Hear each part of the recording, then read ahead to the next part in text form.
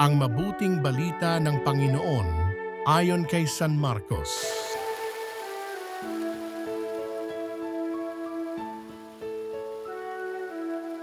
Isang araw ng pamamahinga, naparaan si Jesus at ang kanyang mga alagad sa tabi ng triguhan. Habang daay nangingitil ng uhay ang mga alagad, kaya't sinabi ng mga Pariseo kay Jesus, "Tingnan mo ang ginagawa ng iyong mga alagad. Bawal iyan kung araw ng pamamahinga."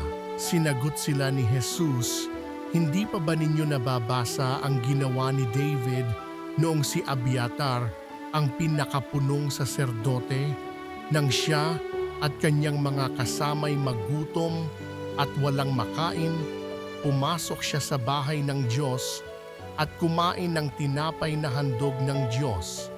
Ayon sa kautusan, ang mga saserdote lamang ang may karapatang kumain niyon, ngunit kinain iyon ni David at binigyan pa ang kanyang mga kasama."